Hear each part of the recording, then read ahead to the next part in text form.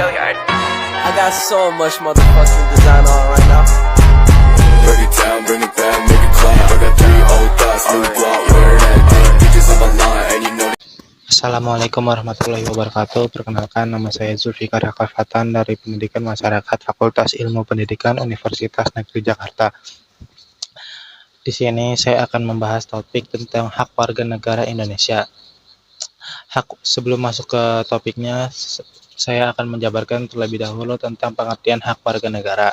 Hak warga negara hak yang melekat pada diri manusia dalam kedudukannya sebagai anggota atau warga sebuah negara. Hak warga negara timbul atau ada karena peraturan perundang-undangan yang berlaku di negaranya. Hak warga negara juga dapat dikatakan sebagai keistimewaan yang diberikan oleh peraturan perundang-undangan yang menghendaki agar warga negara diperlakukan sesuai dengan keistimewaan tersebut. Undang-undang telah mengatur sejumlah hak warga negara Indonesia berdasarkan Undang-Undang 1945 yang dikutip dalam Mahkamah Konstitusi. Yang pertama, hak atas pekerjaan dan penghidupan layak pada pasal 28A.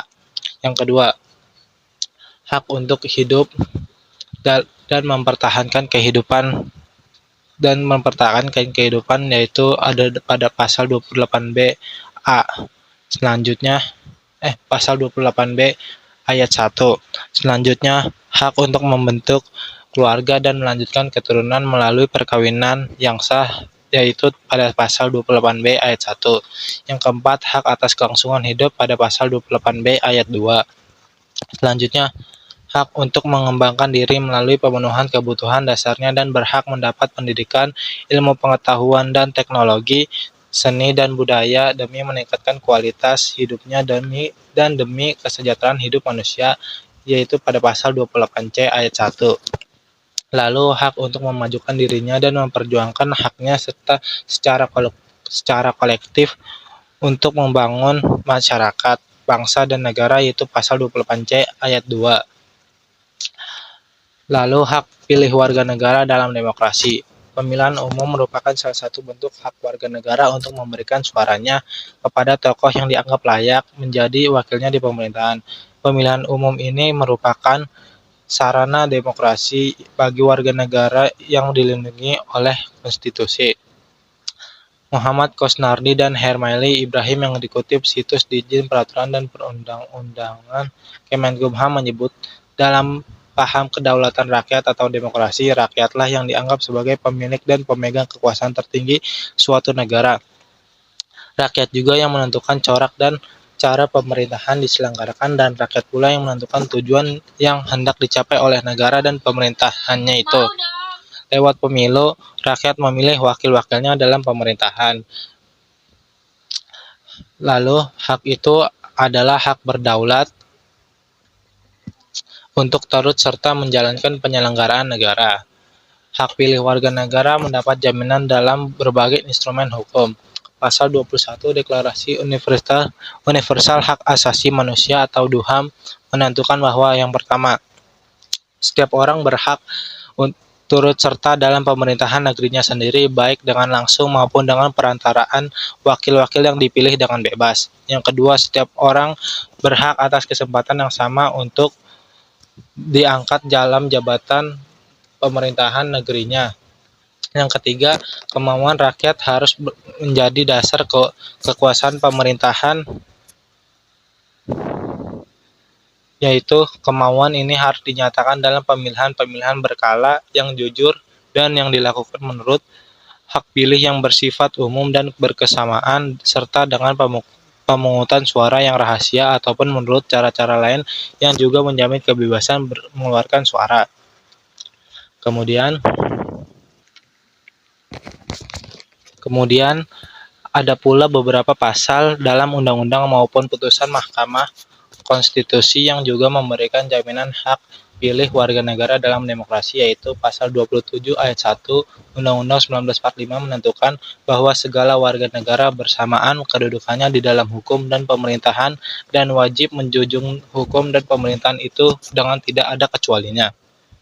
Lalu pada pasal 28D Undang-Undang 1945 ayat 1, setiap orang berhak atas pengakuan, jaminan, perlindungan, dan kepastian hukum yang adil serta perlakuan yang sama di hadapan hukum.